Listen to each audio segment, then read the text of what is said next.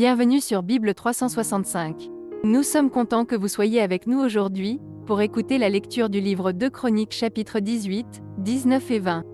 Si vous êtes nouveau, s'il vous plaît abonnez-vous à la chaîne, aimez et partagez-la pour encourager quelqu'un d'autre à écouter la Bible cette année. Bonne écoute. 2 Chroniques, chapitre 18.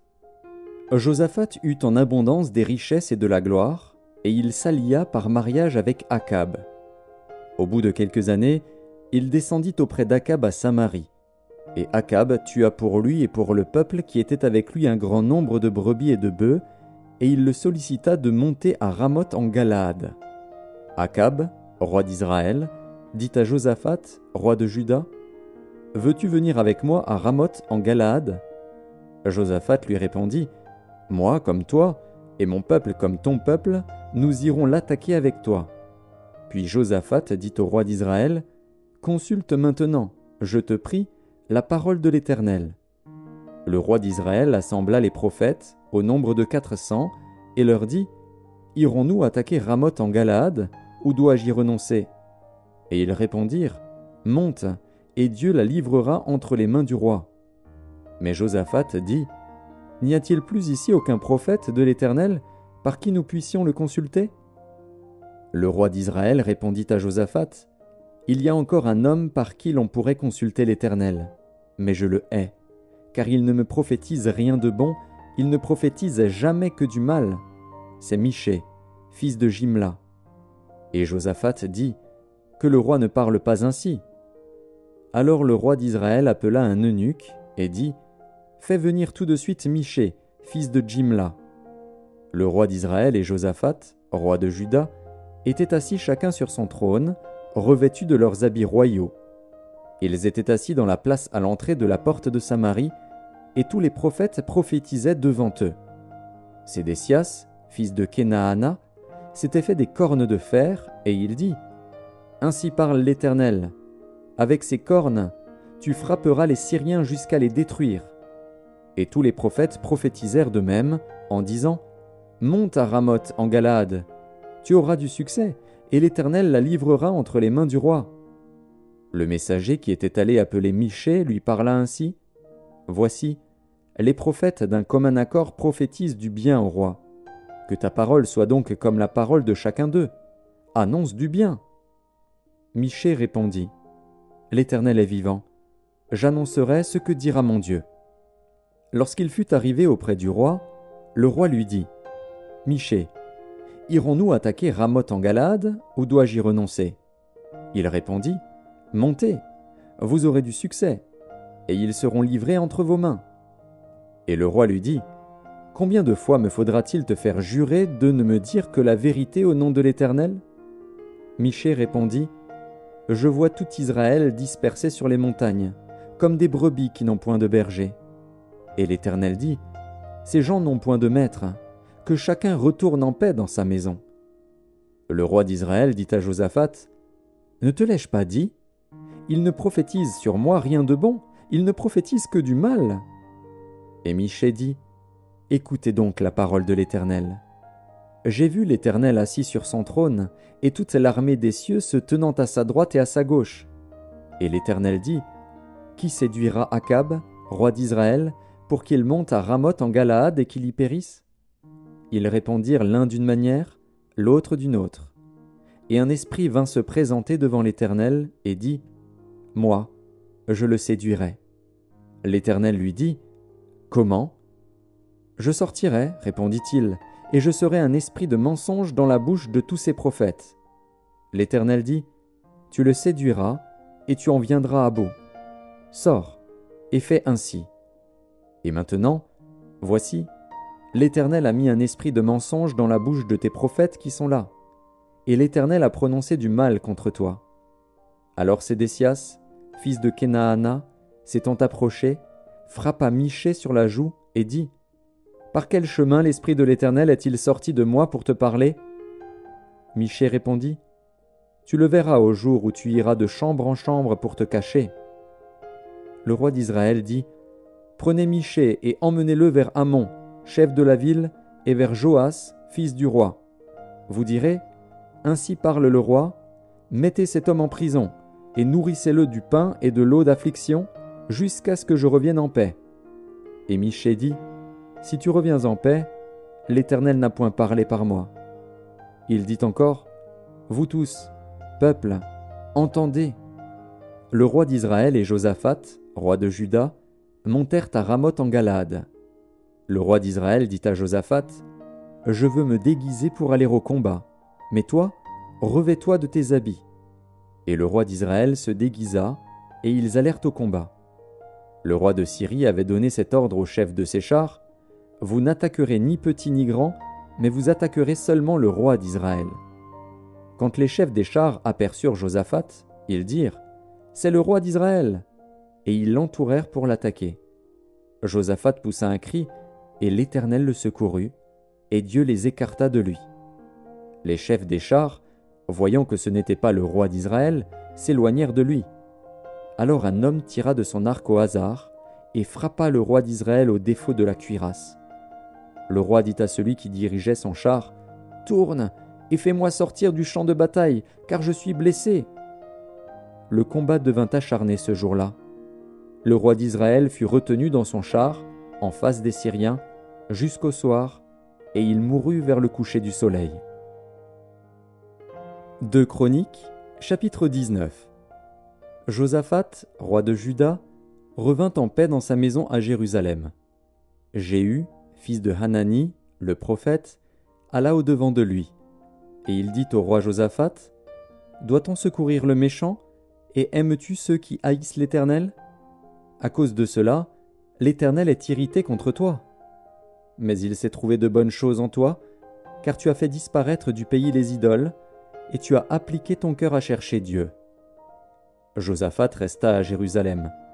Puis il fit encore une tournée parmi le peuple, depuis Beër-Shéba jusqu'à la montagne d'Éphraïm, et il les ramena à l'Éternel, le Dieu de leur père.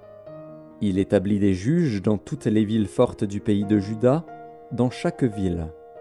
Et il dit aux juges, « Prenez garde à ce que vous ferez, car ce n'est pas pour les hommes que vous prononcerez des jugements, c'est pour l'Éternel, qui sera près de vous quand vous les prononcerez. Maintenant, que la crainte de l'Éternel soit sur vous.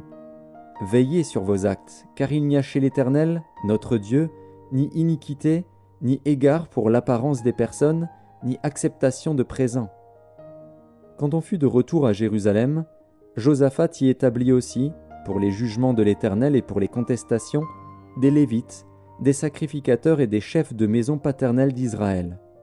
Et voici les ordres qu'il leur donna. Vous agirez de la manière suivante dans la crainte de l'Éternel, avec fidélité et avec intégrité de cœur.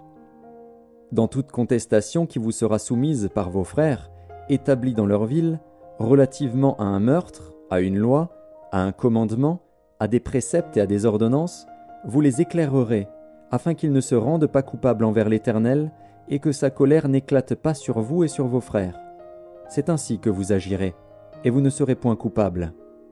Et voici, vous avez à votre tête Amaria, le souverain sacrificateur, pour toutes les affaires de l'Éternel, et Zébadia, fils d'Ismaël, chef de la maison de Juda, pour toutes les affaires du roi, et vous avez devant vous des Lévites comme magistrats. Fortifiez-vous et agissez, et que l'Éternel soit avec celui qui fera le bien.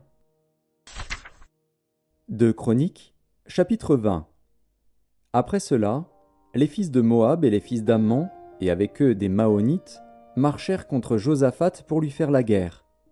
On vint en informer Josaphat, en disant, « Une multitude nombreuse s'avance contre toi depuis l'autre côté de la mer, depuis la Syrie, et ils sont à Hatzatson-Tamar, qui est En-Gedi. » Dans sa frayeur, Josaphat se disposa à chercher l'Éternel, et il publia un jeûne pour tout Juda. Juda s'assembla pour invoquer l'Éternel, et l'on vint de toutes les villes de Juda pour chercher l'Éternel. Josaphat se présenta au milieu de l'assemblée de Juda et de Jérusalem, dans la maison de l'Éternel, devant le nouveau parvis. Et il dit, « Éternel, Dieu de nos pères, n'es-tu pas Dieu dans les cieux, et n'est-ce pas toi qui domines sur tous les royaumes des nations ? N'est-ce pas toi qui as en main la force et la puissance, et à qui nul ne peut résister ? N'est-ce pas toi, ô notre Dieu, qui as chassé les habitants de ce pays devant ton peuple d'Israël, et qu'il a donné pour toujours à la postérité d'Abraham qui t'aimait. Ils l'ont habité, et ils t'y ont bâti un sanctuaire pour ton nom, en disant, s'il nous survient quelque calamité, l'épée, le jugement, la peste ou la famine, nous nous présenterons devant cette maison et devant toi, car ton nom est dans cette maison. Nous crierons à toi du sein de notre détresse, et tu exauceras et tu sauveras. Maintenant voici, les fils d'Ammon et de Moab et ceux de la montagne de Séhir, chez lesquels tu n'as pas permis à Israël d'entrer quand il venait du pays d'Égypte, car il s'est détourné d'eux et ne les a pas détruits. Les voici qui nous récompensent en venant nous chasser de ton héritage, dont tu nous as mis en possession. Ô notre Dieu, n'exerceras-tu pas tes jugements sur eux ? Car nous sommes sans force devant cette multitude nombreuse qui s'avance contre nous, et nous ne savons que faire, mais nos yeux sont sur toi. Tout Juda se tenait debout devant l'Éternel, avec leurs petits-enfants, leurs femmes et leurs fils. Alors l'Esprit de l'Éternel saisit au milieu de l'assemblée Jacaziel, fils de Zacharie, fils de Benaja, fils de Jéhiel, fils de Mattania, lévite, d'entre les fils d'Asaph. Et Jacaziel dit, « Soyez attentifs, tout Juda et habitants de Jérusalem, et toi, roi Josaphat. Ainsi vous parle l'Éternel. Ne craignez point et ne vous effrayez point devant cette multitude nombreuse, car ce ne sera pas vous qui combattrez, ce sera Dieu. Demain, descendez contre eux. Ils vont monter par la colline de Tsitz, et vous les trouverez à l'extrémité de la vallée, en face du désert de Jéruel. Vous n'aurez point à combattre en cette affaire. Présentez-vous, tenez-vous là, et vous verrez la délivrance que l'Éternel vous accordera. Juda et Jérusalem, ne craignez point et ne vous effrayez point. Demain, sortez à leur rencontre, et l'Éternel sera avec vous. » Josaphat s'inclina le visage contre terre, et tout Juda et les habitants de Jérusalem tombèrent devant l'Éternel pour se prosterner en sa présence. Les Lévites d'entre les fils des Kéhathites et d'entre les fils des Coréites se levèrent pour célébrer d'une voix forte et haute l'Éternel, le Dieu d'Israël. Le lendemain, ils se mirent en marche de grand matin pour le désert de Tekoa.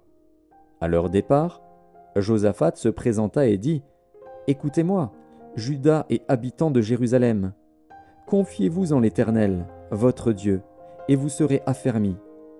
Confiez-vous en ses prophètes, et vous réussirez. » Puis, d'accord avec le peuple, il nomma des chantres qui, revêtus d'ornements sacrés et marchant devant l'armée, célébraient l'Éternel et disaient « Louez l'Éternel, car sa miséricorde dure à toujours. » Au moment où l'on commençait les chants et les louanges, l'Éternel plaça une embuscade contre les fils d'Ammon et de Moab et ceux de la montagne de Séhir, qui étaient venus contre Juda, et ils furent battus.